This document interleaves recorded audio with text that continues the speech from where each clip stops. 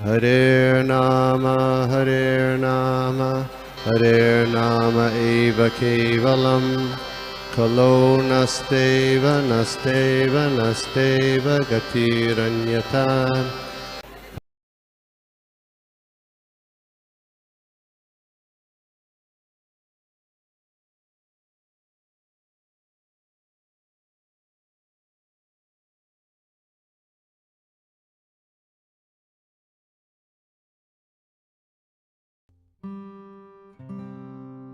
हरे कृष्णा हरे कृष्णा। ओम नमो भगवते वासुदेवाय। ओम नमो भगवते वासुदेवाय। ओम नमो भगवते वासुदेवाय। ओम ज्ञानतिमिरान्धस्य ज्ञानाञ्जनशलाकया चक्षुरुन्मिलितं येन तस्मै श्रीगुरवे नमः। श्रीचैतन्यमनोभीष्टं स्थापितं येन भूतले स्वयं रूप कदा मह्यं ददाति स्वपदान्तिकम्। वन्देऽहं श्रीगुरु श्रीयुतपदकमलं श्रीगुरून् वैष्णवांश्च श्रीरूपं साग्रजातं सहगण रघुनाथान्वितं तं सजीवं साद्वैतं सावधूतं परिजनसहितं कृष्णचैतन्यदेवम् श्रीराधा कृष्ण पादान् सहगण ललिता श्रीविशाखान्वितांश्च। हे कृष्णा करुणा सिन्धु दीनबन्धु जगत्पते गोपेश गोपिकान्त राधाकान्त नमोऽस्तुते। तप्त काञ्चन गौराङ्गी राधे वृन्दावनेश्वरी ऋषभानुसुते देवी प्रणमामि हरिप्रिये। वाञ्छाकल्पतरुभ्यश्च कृपा सिन्धुभ्य एव च पतितानां पावनेभ्यो वैष्णवेभ्यो नमो नमः। जय श्री कृष्ण चैतन्य प्रभु नित्यानंद श्री अद्वैत गदाधर श्रीवासादि गौर भक्त वृंद। हरे कृष्णा कृष्ण कृष्ण हरे हरे, हरे राम राम राम हरे हरे।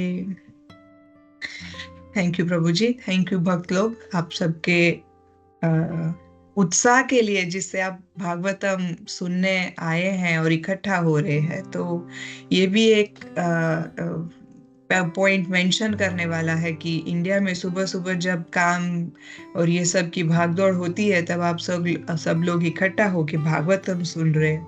The effort is worth mentioning.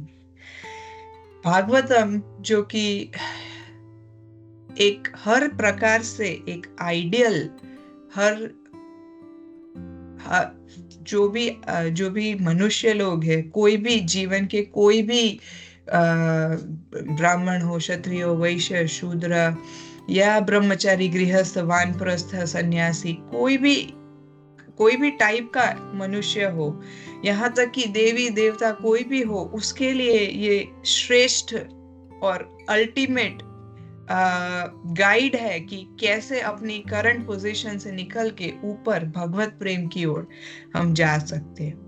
और इसी के संदर्भ में हम देख रहे हैं कर्दम मुनि और देवहूति के, माता देवहूति के जीवन का नरेशंस हम सुन रहे हैं, उनकी लीलाओं के बारे में सुन रहे हैं, उनके क्या उन्होंने जीवन में किया।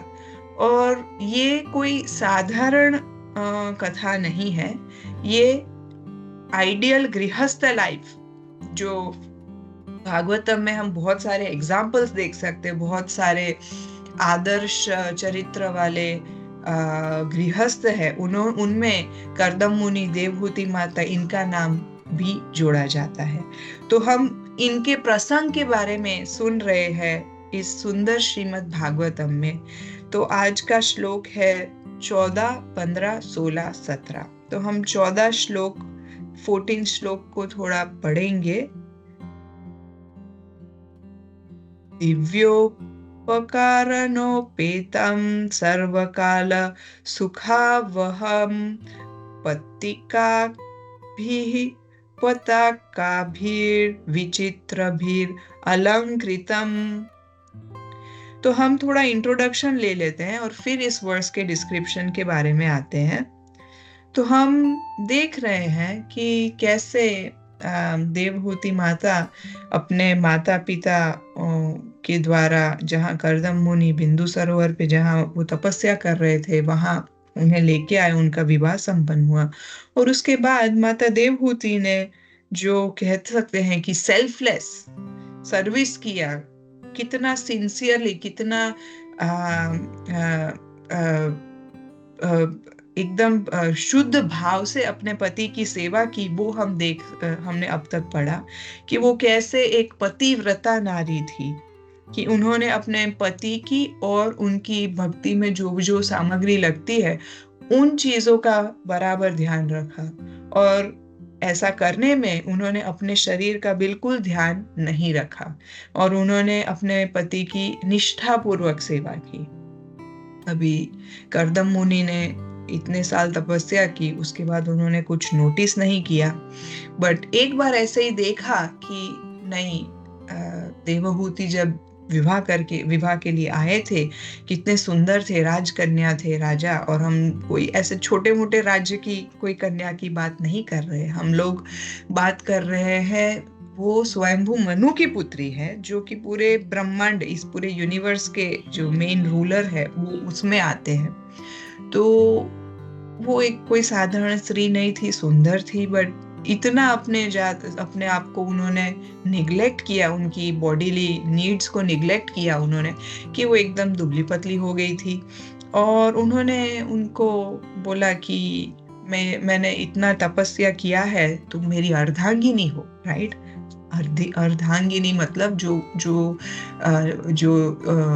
पतिव्रता स्त्रियां होती है, जो चेस्ट वाइफ होती है, उनके लिए जो भी पति करते हैं, उनका कुछ ना करे तो भी 50% मिल जाता है। यहाँ तो देवहूति माता ने इतनी सेवा की थी, निष्पाप सेवा की थी, बहुत गुणवान थी।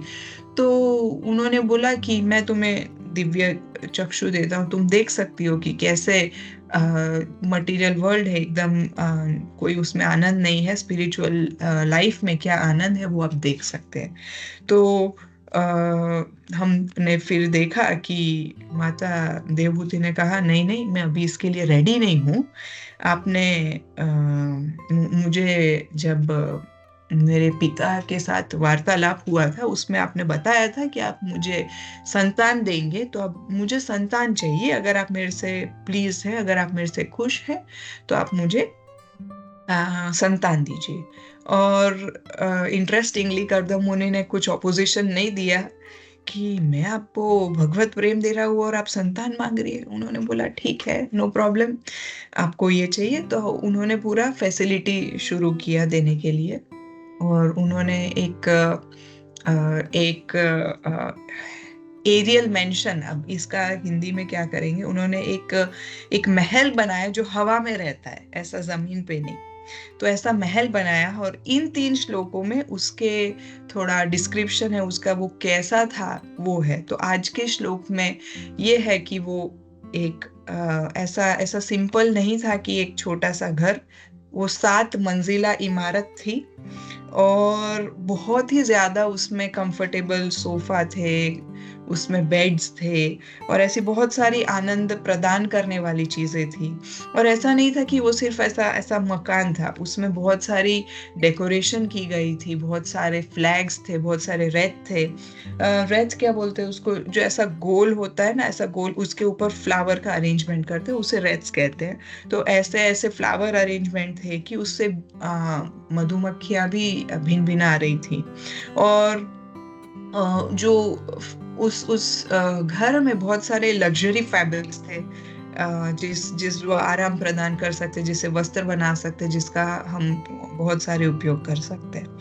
और इंटरेस्टिंगली जो फ्लोर है जो जिस पे हम चलते हैं, तो वो एमराल्ड बोल के एक स्टोन का था और उसमें डेजीज थी। अब इसका मुझे कोई इमेजिनेशन नहीं है कि ये ये कैसा होगा।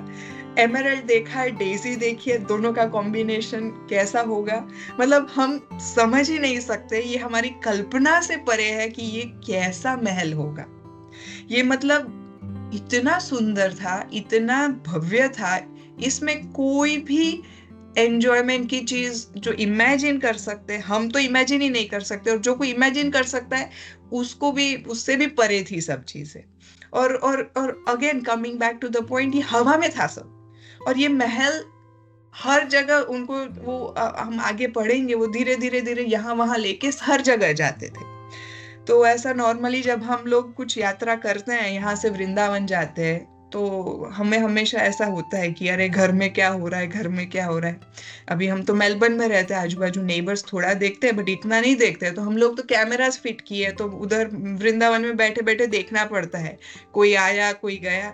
बट यहाँ इनके केस देखो, करदम मुनि और माता देवहूति का देखो, घर पूरा लेके जा रहे हैं, जहां जाना है पूरा घर लेके ही जा रहे हैं। तो उनको कैमरास फिट करने की या कुछ देख रेख की कोई जरूरत नहीं है, पूरा अपना कंफर्ट एक जगह दूसरी जगह तीसरी जगह लेके घूम रहे हैं। How comfortable that is, you are travelling with your home basically, हर जगह अपने घर के साथ आप ट्रैवल कर रहे हो। तो ये इतना सुंदर महल का डिस्क्रिप्शन है, अभी और भी आएगा, अभी थोड़ा थोड़ा हम देखेंगे। तो जब मैंने ये सब पहली बार सुना, तो मेरे दिमाग में बहुत सारे क्वेश्चंस आए कि अरे ये माता देवहूति ने भगवत प्रेम को मना कर दिया और वो बोल रही है मुझे संतान दो। अरे ये क्या चीज है? हम तो भागवतम में हर लेक्चर में यही सोच सुनते हैं, go back to home, back to Godhead, वहां भागवत प्रेम ले लो, कहीं से मिलता है, डस्ट ऑफ लोटस फीट, हम तो यही सब सुनते हैं।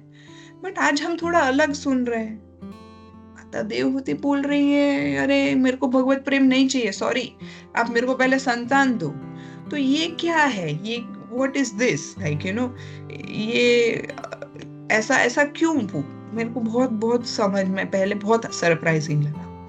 और मुझे और एक चीज सरप्राइजिंग लगी कि क्या ये करदम मुनि और देवहूति माता की काम वासनाएं हैं, जो ये हम आगे अभी और आएगा, हम धीरे धीरे सुनेंगे। और फिर थोड़े ऐसे भी प्रश्न हुए कि भाई अगर जाना भगवत धामी है तो क्यों ये पुत्र, ये मोह माया संसार, ये महल, इतना सुंदर महल है, ये सब क्यों? आपको जाना तो है back to home, back to God, तो फिर ये सब क्यों? व्हाई अननेसेसरी ये सब क्यों? और दूसरा एक चीज मुझे ये था कि करदम मुनि ने अपनी इतनी तपस्या से जो मिस्टिक पावर मिला था उन्हें, जो अद्भुत शक्ति मिली थी, उसका उपयोग उन्होंने ऐसा महल बनाने के लिए किया जिसमें वो काम वासना करेंगे। तो ये सब मुझे नहीं समझा, क्योंकि मैंने एक प्रभुपाद की बहुत अद्भुत लीला सुनी थी। तो उसमें एक गांव था, तो उसमें एक गांव के आदमी ने बहुत सारी तपस्या की और कुछ अष्ट सिद्धि कुछ तो ऐसी होती है। उसमें एक सिद्धि होती है कि आप बहुत हल्के हो जाते हो, लाइटर देन द लाइटेस्ट। और दूसरी ऐसी कुछ होती है सिद्धि जिसमें आप पानी पे चल सकते हो। तो उसने क्या किया, सब गांव वालों को इकट्ठा किया, वो सिद्धि प्राप्त कर ली, फिर वापिस गांव आया और सबको इकट्ठा कर लिया कि ओ यू नो, आज मैं आपको दिखाऊंगा मैंने इतनी तपस्या से क्या प्राप्त किया। तो जो सब गांव वाले इकट्ठा हुए, उनको सबको तालाब पे लेके गए। तालाब पे लेके गए, उसके बाद उन्होंने सबको बोला अब देखो मैं पानी पे चलने वाला हूँ। तो उन्होंने फिर अब कुछ ऐसे मंत्र उच्चार किए और पानी पे चलने लगे, और एक पार से एक किनारे से दूसरे किनारे चले गए। वहां पे एक बैठा था बोटमैन, जो नाव चलाता है, वो था। बोलता इसमें क्या बड़ी चीज है, मैं अपने नाव से इधर से उधर तो हमेशा होते रहता हूँ, इस सिद्धि को प्राप्त करने के लिए आपने इतना समय व्यर्थ किया? मैं तो कोई सिद्धि भी नहीं है मेरे पास और मैं ये सभी करता रहता हूँ। तो कहने का मतलब ये है कि क्या करदम मुनि ने अपनी सिद्धियां इस चीज के लिए गवा दी? तो ये सब प्रश्न मेरे मन में बहुत हुए। पर जैसे जैसे हम पढ़ते गए, जैसे जैसे हमने लेक्चर्स सुने, तो इसका आंसर्स मिल गए जो हम आज डिस्कस करने वाले हैं। तो सबसे पहला प्रश्न है कि देवहूति माता ने शुद्ध भक्ति को मना क्यों किया? अपने बच्चों को क्यों नहीं, मतलब उन्होंने इंस्टेड बच्चों को क्यों मांगा? उन्होंने ये क्यों नहीं मांगा कि हाँ मैं चलो भगवत धाम चले जाती हूँ, ऐसा क्यों नहीं मांगा? तो इसे समझने के दो तरीके हैं। एक तो पहला ये था कि माता देवहूति बड़ी इनोसेंट थी, बड़ी शुद्ध भाव की थी, और थोड़ा उनके अंदर इग्नोरेंस भी था, दोनों था, और इसलिए उन्होंने कुछ ऐसा मांगा कि उनको ऐसा ये एक तरीका है उसको देखने के लिए कि भाई नहीं, उनको सिर्फ संतान प्राप्ति चाहिए थी, ये एक तरीका है। बट अगर हम दूसरे तरीके से देखें तो कपिल मुनि का कैसे जन्म होता, कपिल देव का कैसे जन्म होता? अगर वो ऐसी कामना नहीं करती, अगर वो ऐसा बोलती कि नहीं आप भगवत प्रेम दे रहे हो, यस आई हैव एवरीथिंग, चलो हम बैक टू गॉडहेड चले जाते हैं, आप कर्दम मुनि आप अब जाओ वानप्रस्थ में, और मैं अपने हिसाब से भगवत प्रेम मुझे मिल गया, हम भी अब चले जाएंगे। तो ये कैसे? सांख्य फिलॉसफी जो कपिल जी ने हमें दिया है, राइट, जो भगवान के एक अवतार ही है, तो वो कैसे आता था? और सांख्य ये जो फिलॉसफी है, वो बहुत इंपॉर्टेंट है, जिनका फिलॉसॉफिकल बेस है। ऐसे कोई लोग होते हैं जिनको सिर्फ भगवान की लीला बता दो, वो सेटिस्फाई होते हैं, संतोष हो जाते हैं, हाँ कृष्ण भगवान है और हम भगवान की प्रार्थना करते हैं, दे आर हैप्पी। पर कुछ ऐसे लॉजिकल माइंड्स होते हैं, कुछ लोग ऐसे इंटेलेक्चुअल्स होते हैं, कुछ इतने इंटेलिजेंट होते हैं कि उनको हर तरीके का प्रूफ चाहिए कि भाई कैसे why Krishna is the supreme. तो सांख्य फिलॉसफी एक ऐसी चीज है जो बुद्धिजीवियों को कन्विंस करने के लिए कि yes Krishna is the supreme personality of godhead, ये एक बहुत इंपॉर्टेंट फिलॉसफी है। तो सांख्य का अगर ये सब ऐसा होता, कर्दम मुनि देवहूति ने पूरा वाइंड अप कर लिया होता अपना पूरा सो कॉल्ड गृहस्थ लाइफ, तो ये पॉसिबल नहीं होता था। तो हमें ये समझना है कि जो माता देवहूति ने बोला कि नहीं मुझे भगवत प्रेम नहीं चाहिए, वो एक भगवान का प्लान था, और वो सिर्फ एक निमित्त मात्र बनी इस चीज में कि हाँ मुझे ये चाहिए, मुझे पुत्र चाहिए, और फिर उन्हें पुत्र भी हुए भगवान के रूप में। तो इसमें हम क्या सीख सकते हैं? हमें दो चीज सीखनी चाहिए कि अगर हमारे पास कोई आके बोलता है कि नहीं आप ये ले लो, वो भगवत प्रेम ले लो, अगर हमें ऐसी कोई ब्लेसिंग्स मिलती है तो हमें ज्यादा सोचना नहीं चाहिए, हमें उसको इमीडिएटली एक्सेप्ट कर लेना चाहिए। But at the same time माता देवहूति है, उनकी पोजीशन कुछ कम है या वो एकदम साधारण स्त्री है, ये बिल्कुल नहीं समझना चाहिए। वो बहुत गुणवान, गुणवत्ता है, उनके जैसी स्त्रियां ऐसे पूरे भागवतम में बहुत कम है। क्योंकि एक बार आप जस्ट इमेजिन तो कीजिए कि आप पैलेस में रहते थे, और एक इम्पोर्टेंट चीज है, उन्होंने कर्दम मुनि का चयन खुद किया था। ऑफ कोर्स उनके फादर ने मैरिज ये सब अरेंज किया था, बट उनके मन में था, जो जब उन्होंने कर्दम मुनि की तपस्या, उनकी ग्लोरीज सुनी, तो उन्हें था कि नहीं मुझे यही अपने हस्बैंड के रूप में चाहिए जो इतने भगवान के करीब है। तो उन्होंने खुद चूज किया, पैलेस से निकल के, इतने बड़े अपने स्वयंभू मनु के महल से निकल के, उनके पास तो झोपड़ी भी नहीं था, कर्दम मुनि के पास झोपड़ी भी नहीं था रहने के लिए, वो पेड़ के नीचे रहते थे बिंदु सरोवर पे बस। तो उन्होंने ये खुद चूज किया था, और उन्होंने एकदम प्योर परफेक्ट सेवा की थी अपने हस्बैंड की। तो इसमें हमें ये नहीं सोचना चाहिए मदर देवहूति कुछ कम है या कुछ ऐसा उनका मजाक उड़ाना चाहिए, ये बिल्कुल समझने की बात नहीं है।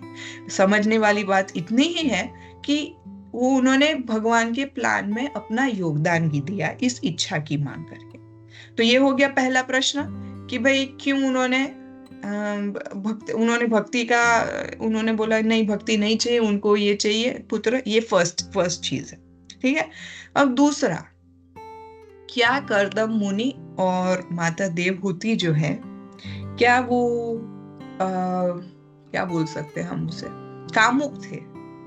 क्या ये सब जो ये कर रहे थे वो सब काम वासना में था?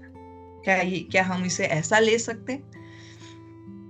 तो इसका हमें बहुत मतलब थोड़े पीछे पीछे ऐसा पढ़ते जाएंगे तो इसका बहुत ही सिंपल सा जवाब है कि वो बिल्कुल कामुक नहीं थे। जनरली हम देख सकते हैं जो आजकल के मैरिजेस या जो आजकल के हम सो कॉल्ड मैरिजेस देखते हैं, उसमें यही होता है कि लोग देखते हैं कितना बैंक बैलेंस है, कितना लुक्स है, ठीक है। उसके बाद अगर थोड़ा कोई इंटेलिजेंट है तो वो लोग देखते हैं हमारा कॉम्पेटिबिलिटी कैसा है, ठीक है। उसमें कोई कंसिडरेशन ही नहीं है स्पिरिचुअल लाइफ का। जो मेन क्राइटेरिया होता है, जो गृहस्थ आश्रम जो हम कहते हैं कि आश्रम जहाँ पति होता है, पत्नी होती है, बच्चे होते हैं और सब मिल के एक साथ कृष्ण भक्ति में आगे बढ़ते हैं, तो इसे कहते हैं गृहस्थ आश्रम। पर आजकल जो हम देखते हैं वो गृह मेदी आश्रम। और हम जैसे जैसे प्रहलाद महाराज का हम आगे आगे पढ़ते जाएंगे, प्रहलाद महाराज कहते हैं कि जो यन मैथुनादि गृह मेदी ही सुखम ही तुच्छम। तो जो गृह मेदी है उनका मेन पॉइंट जो है, जो द मेन उनका जो साथ रहने का जो उद्देश्य है वो है सेक्स लाइफ। पर यहाँ हम जो डिस्कस कर रहे हैं वो ऐसा नहीं है। जो हम डिस्कस कर रहे हैं वो है गृहस्थ लाइफ। कैसे हम लोग कैसे समझें कि देवहूति माता और कपिल मुनि का जो था ये यूनियन वो डिवाइन था? थोड़ा हम पीछे जाके पढ़े हैं, उसमें से फिर से रिवाइज करते हैं तो हम देख सकते हैं जो कर्दम मुनि है उन्हें 10,000 साल की तपस्या की, स्वयं भगवान ने उन्हें दर्शन दिया, स्वयं भगवान ने उन्हें ये उनका जो यूनियन था, जो मैरिज था, ये भगवान ने ही तय किया हुआ है। और हम देख सकते हैं कि जनरली ऐसा कंसेप्ट है अभी इंडियन कल्चर में, थोड़ा बहुत वियर्ड कंसेप्ट है कि जब शादी हो जाती है तो फर्स्ट नाइट यूनियन होता है, male and female they unite together. पर हम देख सकते हैं कर्दम मुनि और देवहूति के केस में ये नहीं हुआ। जैसे ही उनका विवाह हो गया, कर्दम मुनि फिर तपस्या पे लौट गए, देवहूति माता उनको फैसिलिटेट करती थी। तो कहने का पॉइंट है, अगर काम वासना होती तो जैसे ही मिले ओके चलो हम करते हैं, बड़ा बड़ा महल बनाते हैं, बच्चे पैदा करते हैं, ये नहीं था उनका। रादर उन्होंने तपस्या कंटिन्यू की। और इंटरेस्टिंग पॉइंट क्या है इसमें कि जो सबसे पहला प्रेम होता है ना, खुद कोई भी सबसे पहला अट्रैक्शन होता है ना, खुद की बॉडी को होता है, इफ वी नोटिस। और उसके बाद जो अटैचमेंट्स होती है उसको होता है। जैसा बोलते हैं मैं भूल गई उसका क्या था, बट पहला अट्रैक्शन और अटैचमेंट खुद की बॉडी, फिर उसके बाय प्रोडक्ट्स जो भी बॉडी से रिलेटेड है उसका होता है। बट यहाँ हम देख सकते हैं कि देवहूति माता ने खुद पे ध्यान ही नहीं दिया। इतना ज्यादा सेवा किया कर्दम मुनि का कि अब उन्होंने एकदम सूख गई, एकदम पतली हो गई, कुछ ध्यान ही नहीं दिया। तो अगर काम वासना होती तो वो ऐसा ही नहीं, मैं तो मैं रॉयल फैमिली से हूँ, मैं अपना मेकअप वेकअप कपड़े वपड़े मैं कुछ त्याग नहीं करूंगी, मेरे पास 2-4 अपने फादर को बोल सकती थी कि नहीं मेरे को 2-4 क्या 20-40 क्या 20,000 भी बोल सकती थी वो, मेरे पास दासियां छोड़ दो, मैं अपना लाइफस्टाइल मेंटेन करूंगी और मेरे हस्बैंड का जो है ये ध्यान ये सब स्त्रियां रखेंगी, जो उनको लकड़ी चाहिए जो चाहिए। बट उन्होंने ये नहीं किया। पर्सनली खुद अपने हस्बैंड की सेवा की at the cost of her own body. कुछ ऐसा कुछ उनके पास चूल्हा वगैरह ऐसा कुछ नहीं था कि हाँ चलो आज पिज्जा बना दिया, आज बिरयानी बना दिया, नहीं। जो भी कंद मूल है वही सब खाना है, पति को पहले खिलाना है, फिर जो भी बचा। तो अगर किसी को खुद के शरीर के लिए ही कोई आकर्षण या कोई अट्रैक्शन या कुछ मोह नहीं है तो वो क्या काम वासना आएगा? और हमने ये भी पढ़ लिया है, हमने ये भी आगे पढ़ लिया है कि वो तो वो फ्री थी पाप से, घृणा से, काम वासना से। ये सब हमने इस चैप्टर के स्टार्टिंग में ही पढ़ लिया है। तो अगर ये सब चीजें हैं, इतनी गुणवान है, तो फिर वो अपने पति से संतान की प्राप्ति क्यों करती है? तो जो गृहस्थ आश्रम है उसका उद्देश्य यही है। संतान होना ये एक गृहस्थ आश्रम की एक निशानी है। ये एक वन ऑफ द कैरेक्टरिस्टिक्स बोलते हैं कि गृहस्थ आश्रम मतलब संतान होनी चाहिए, संतान को कृष्णा कॉन्शियसनेस में आगे उनको रेज करना चाहिए। यही है गृहस्थ आश्रम की निशानी। और देवहूति माता अपने पति का कैलिबर जानती थी, ठीक है। उन्होंने अपने पति को क्या बोला था? दैवता। तो उनकी कीर्ति, उनकी तपस्या इतनी ज्यादा तेज थी, इतनी ज्यादा प्रभावशाली थी, मनुष्य तो ठीक, देवता ब्रह्मा जी से भी ज्यादा तपस्या में आगे बढ़ गए थे। वो इतने मतलब भगवान के परम भक्त थे, तो इतने पावरफुली स्पिरिचुअल पर्सनालिटी। तो उनका बस देवहूति माता का यही था कि अब मुझे संतान चाहिए, तो आपके जैसा, जो आपके गुणवत्ता है, जो आपके स्पिरिचुअल लाइफ, एटलीस्ट आपके जैसा या आपसे भी ज्यादा प्रभावशाली चाहिए। तो यही कामना थी उनकी। कोई कामना कुछ भोग करने की, वासना की, ऐसा कुछ नहीं था। एकदम प्योर डिजायर, संतान चाहिए जो आपके गुण या आपसे ज्यादा गुणवत्ता हो, वैसा संतान उन्हें चाहिए था। तो यही क्वालिटीज उनको चाहिए थी, ठीक है।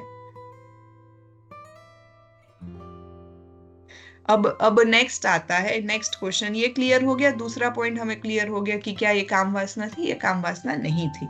ये जो गृहस्थ आश्रम का मेन पर्पस ही है संतान उत्पत्ति, जो उन्होंने किया साथ में रहे। अब हम ये भी मान ले, ठीक है, चलो ये काम वासना नहीं थी, उनको संतान प्राप्ति करनी चाहिए, पर ऐसा इतना भव्य महल की क्या जरूरत थी? अब ये क्वेश्चन तो आता ही है ना कि अरे भाई, अपना इतने दिव्य तेज से, इतने प्रभाव से इन्होंने इतना बड़ा महल क्यों बना दिया? क्या वो जो जिस कंडीशन में थे उस कंडीशन में ही कुछ कर नहीं सकते थे? उनको ऐसा स्पेशली ऐसा कुछ ऐसा महल बनाया। आजकल तो हम कुछ नॉर्मल कंस्ट्रक्शन भी हम देख सकते हैं, कितना मटेरियल लगता है, कितना टाइम लगता है। उसमें भी एक फायर आ गया नीचे, अर्थक्वेक आ गया नीचे, बट ये ऐसा महल नहीं था। उनके पावर से, उनकी भक्ति से उन्होंने बनाया था इतना दिव्य महल। तो व्हाई इतना क्या, इतना सिंपल अच्छा बिंदु सरोवर का एटमॉस्फेयर है, उसमें ही कर सकते हैं। ऐसा बड़ा भव्य महल, ऐसा आकाश में ये सब करने की क्या जरूरत थी? इसका आंसर भी स्क्रिप्चर्स में और बहुत सारे आचार्य बताते हैं कि जो बिंदु सरोवर का सराउंडिंग का जो एरिया था, जहां वो लोग रहते थे, वो बहुत सिंपली रहते थे, और इसका वो कंप्लीट मोड ऑफ गुडनेस था। अब जब आपको संतान प्राप्ति करनी होती है, थोड़ा पैशन चाहिए, थोड़ा रजोगुण चाहिए। तो इस पावन एटमॉस्फेयर, इस पावन जगह पे उनके दिमाग में ये ख्याल आ ही नहीं सकता है। इतनी शुद्ध जगह, बिकॉज कोई भी जगह जहां हम रहते हैं उसका भी प्रभाव हमारे पे ऊपर पड़ता है। इसीलिए कहते हैं घर को घर के जैसा नहीं, आश्रम बनाना चाहिए। तो वो वाइब्रेशंस, वो पूरे मंदिर है, ये है, तो उस हिसाब से हमारा घर भी आश्रम बने और उसमें हम भगवान का नाम ले, भगवत प्राप्ति की ओर बढ़े, ना कि उसको गृह मेदी जैसा जहाँ बड़े बड़े आवाज में वो म्यूजिक चल रहा है, टीवी चल रहा है, किचन का कुछ ध्यान नहीं है। तो इसीलिए कहते हैं कि आश्रम होना चाहिए। तो आश्रम था तो नेचुरली उनको तो वही विचार आएंगे। बट जब आपको प्रोक्रिएट करना होता है, जब संतान प्राप्ति करनी होती है, तो थोड़ा रजोगुण चाहिए इसमें।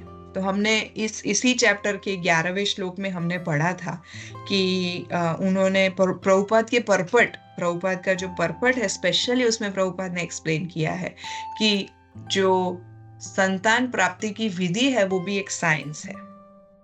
वो साइंस कैसे है, तो प्रभुपाद ने बोला है एक चीज है गर्भाधान संस्कार बोल के। गर्भाधान संस्कार क्या होता है? गर्भाधान संस्कार वैसे देखा जाए वैदिक हिसाब से तो बहुत बड़ी विधि होती है। विधि में क्या होता है, तो जो पति पत्नी है वो सब ब्राह्मणों को, पूरे परिवारजनों को इकट्ठा करते हैं, सबका आशीर्वाद लेते हैं और कहते हैं कि हाँ अब हम एक दूसरे से यूनाइट होने वाले हैं, हम एक दूसरे से मिलके हम संतान उत्पत्ति की विधि करने वाले हैं। तो ये चीज, और फिर सबका आशीर्वाद लेके फिर होता था। अभी इंटरेस्टिंग बात है कि ये चीज तो प्राइवेट है ना। कि आप आजकल तो बड़ी फेमस सेइंग है, आप अपने बेडरूम में क्या करते हो आपके बेडरूम में ही रहता है, ऐसा ही कहते हैं, what happens in bedroom stage in your bedroom. But interestingly यहाँ पे वैदिक कल्चर में ये कहा गया है कि जो पति पत्नी जब एक साथ होते हैं, वो कृष्णा भी कहते हैं भगवत गीता में कि जो काम शास्त्रों के हिसाब से किया है दैट आई एम। तो जो गर्भाधान संस्कार के साथ ये सब किया जाए वो विधि बहुत शुद्ध है, इसीलिए ब्राह्मणों को बुलाया जाता है। और ये जब स्त्री और पुरुष का मिलन होता है वो कोई काम वासना के लिए नहीं होता है, वो संतान उत्पत्ति के लिए होता है, इसीलिए सबका आशीर्वाद लेते हैं और इसीलिए ये विधि करते हैं। तो ऐसा पहले के जमाने में होता था, आजकल इतना कुछ इलॉबरेट पॉसिबल नहीं है। तो प्रभुपाद ने ये बताया है कि पहले गुरु का आशीर्वाद लेना चाहिए, गुरु की परमिशन लेनी चाहिए कि नहीं अब हम हमारा मिलन करके हम संतान उत्पत्ति करना चाहते हैं। तो गुरु आशीर्वाद देते हैं और गुरु आशीर्वाद देने के साथ साथ एक इंस्ट्रक्शन देते हैं। क्या है? पति पत्नी दोनों 50 राउंड्स ऑफ जपा ईच चैंट करते हैं। 50 राउंड पति 50 राउंड पत्नी चैंट करके फिर जब इकट्ठा होते हैं तो जो संतान प्राप्ति होती है जो वो दिव्य होती है। और यही सब रीजन के चलते जो एटमॉस्फियर था जो बिंदु सरोवर का, वो बहुत ही पावन था। कर्दम मुनि ने, देवहूति माता ने तपस्या तो कर ही ली थी, इसीलिए ये थोड़ा उन्होंने थोड़ा महल जैसा बनाया कि आकर्षण हो। वो लोग इतने मतलब अलग ही लेवल पे थे कि वो एक दूसरे के लिए आकर्षण ही नहीं रहा था। तो ये सब महल, ये सब हम देखेंगे आगे क्या क्या होगा, क्या क्या एलोबरेट वो उनका अरेंजमेंट था, वो थोड़ा एक दूसरे के लिए आकर्षण बढ़ाने के लिए था ताकि कर्दम मुनि संतुष्ट हो, और जैसे कर्दम मुनि संतुष्ट हो तो उनको संतान प्राप्ति हो। तो यही सब रीजन है, उन्होंने ऐसा महल बनाया जहां वो सब हो। और एक चीज इंटरेस्टिंग है, और एक चीज इंटरेस्टिंग इसमें समझने वाली ये है कि अगर हम टाइम देखें, ठीक है, कर्दम मुनि की लाइफ का टाइम देखें तो 10,000 साल तक वो ब्रह्मचारी रहे। फिर माता देवहूति से विवाह हुआ और विवाह होने के उसके बाद भी उन्होंने तपस्या चालू रखी। उसके बाद ये हम सतयुग की बात कर रहे हैं, ठीक है। और उसके बाद गृहस्थ लाइफ में जो ये महल में रहे, बच्चों के साथ, संतान के साथ जो टाइम स्पेंड किया उन्होंने 100 ईयर्स ओनली। और उसके बाद वानप्रस्थ और संन्यास वो तो था, उसका तो भागवतम में कुछ मेंशन नहीं है, बट हम पढ़ेंगे कि जैसे कपिल मुनि का जन्म होता है वो चले जाते हैं, जो कर्दम मुनि है वो चले जाते हैं। तो 10,000 की तपस्या, 100 साल का गृहस्थ आश्रम और इनडेफिनेट टाइम वानप्रस्थ संन्यास, वो लंबा टाइम। तो कोई अगर मैथ्स में थोड़ा एक्सपर्ट है तो वो कैलकुलेट कर सकता है। 10,000 साल सिर्फ वो ही पकड़े, लेट्स वो वानप्रस्थ और गृहस्थ का टाइम गिनते ही नहीं है, सिर्फ 10,000 साल ब्रह्मचर्य का हम अगर पकड़े और उसमें 100 साल जो ये एंजॉयमेंट का टाइम गिने तो वो नॉट इवन 1%। कैलकुलेशन समझ आ रहा है ना कि ये 10,000 साल का एंजॉयमेंट वर्सेस 100 साल का, 10,000 साल की तपस्या, 10,000 प्लस साल की तपस्या, let's put it easy calculation के लिए, 10,000 साल से भी ज्यादा की तपस्या के कंपैरिजन में 100 साल का एंजॉयमेंट। और जब ये एंजॉयमेंट का जो उद्देश्य था वो था उत्तम संतान प्राप्ति, और उनको कृष्णा भावना भवित बनाना, तो ये कोई it's not a bad deal, ठीक है। तो ये कोई खराब चीज नहीं है। if that enjoyment is justified, if the result is you are getting Krishna as your child, तो कहने का पॉइंट यही है, ठीक है। तो बहुत बहुत कम टाइम कर्दम मुनि ने और देवहूति माता ने, हम लोग अगर हमारे कलयुग दिमाग से और कलयुग ब्रेन से सोचे हैं 100 साल है, इतना बड़ा महल बना है, तो हम थोड़ा विल बी बैफल्ड, हम लोग थोड़ा कंफ्यूज हो जाएंगे। बट हमें ध्यान में रखना चाहिए कि ये हम सतयुग की बात कर रहे हैं, जब क्रिएशन जस्ट शुरू हुआ था, जब 10 लाख साल तो आयु नॉर्मल आयु रहती थी, उसमें 100 साल तो कुछ भी नहीं है। अगर इतने कम समय में भोग करके उन्होंने, अगर बच्चों का जो कृष्णा कॉन्शियस चिल्ड्रन, हम आगे भी पढ़ेंगे, जो 9 पुत्रियां हुई उसमें भी एक धर्म बोल के एक थे जो भगवान के इनकारनेशन थे, ऐसा बहुत कुछ आएगा। तो इसमें कुछ हमें ये नहीं सोचना चाहिए कि हाँ कर्दम मुनि ने अपना पावर मिसयूज करके एंजॉयमेंट के लिए क्रिएट किया। हमें बस इतना ही सोचना चाहिए कि हम आगे भी पढ़ेंगे कि जब ये चैप्टर का नाम क्या है, मदर देवहूति's लेमेंटेशन, मतलब इतना सब आनंद, इतना सब यूनिक, ऐसा भागवतम में और कहीं नहीं है कि ऐसा महल ऐसे। हम आगे ये भी पढ़ेंगे, कर्दम मुनि ने अपने आप को 9 पार्ट्स में डिवाइड किया, इतना एंजॉय कर रहे थे वो देवहूति माता के साथ।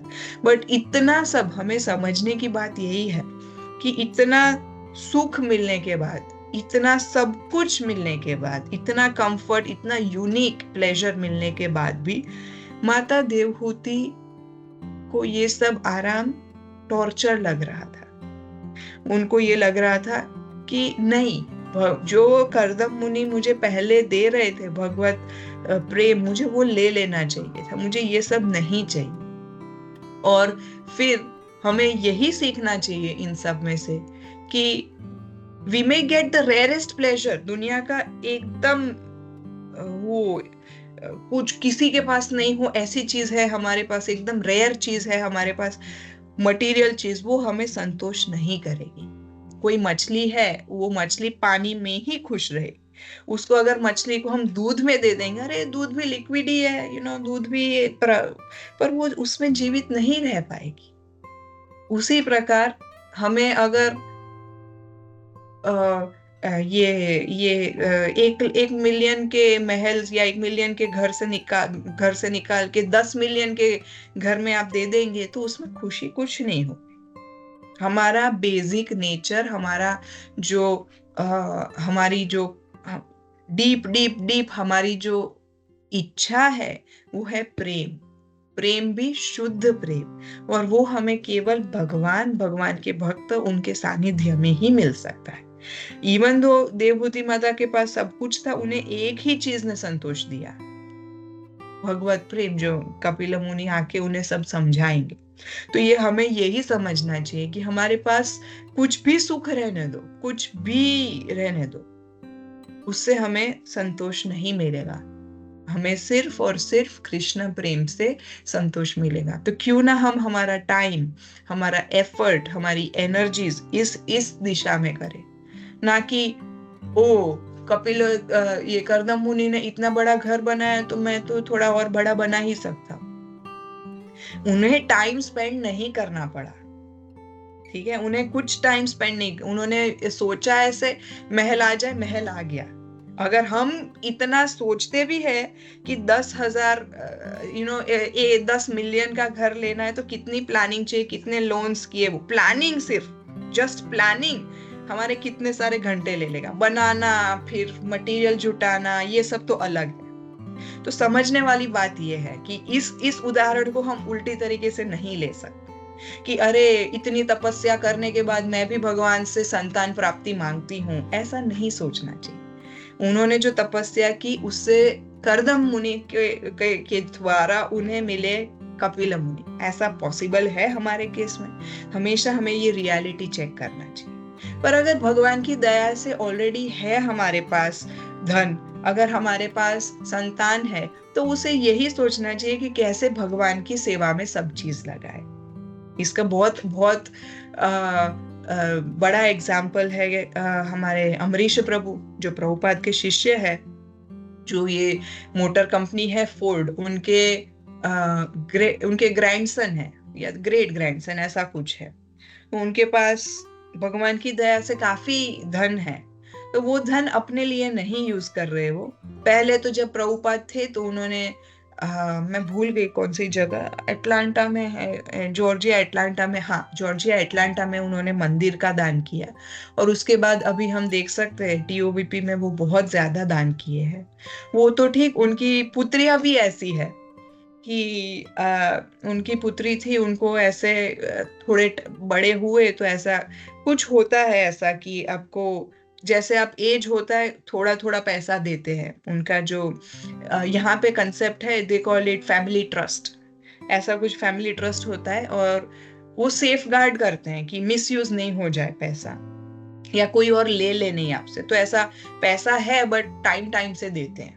तो कुछ एज के बाद उनको $1 मिलियन US$, 1 मिलियन दिया, उनके फादर ने चेक दिया। तो उनकी डॉटर ने क्या किया, सीधा जाके टीओबीपी में 1 मिलियन पूरा दे दिया। तो ये है गृहस्थ आश्रम, ये है जो हमें एस्पायर करना चाहिए। भगवान की कृपा से जो नेचुरली आ रहा है वो हमें भगवान की सेवा में लगाना चाहिए। हमारे नसीब में हम लेके आए हैं, इतनी सांस होगी हमारे पास, इतना धन होगा हमारे पास, ये सब ऑलरेडी डेस्टिन्ड है। तो इसमें ज्यादा प्रयत्न करने से अच्छा है कि हम मोर एंड मोर, वो क्या था नेक्टर ऑफ इंस्ट्रक्शन में है ना, क्या क्या बोलते हैं उसको मैं भूल गई, अभी याद नहीं आ रहा है, बट उसमें लिखा है कि हमें ये नहीं करना चाहिए, ओवर एंडेवर नहीं करना चाहिए मटेरियल चीजों के लिए, रादर हमें भगवान की भक्ति में ज्यादा टाइम स्पेंड करना चाहिए। तो अभी मैं पूछूंगी कोई प्रश्न, कोई कमेंट्स, प्लीज आप बताएं।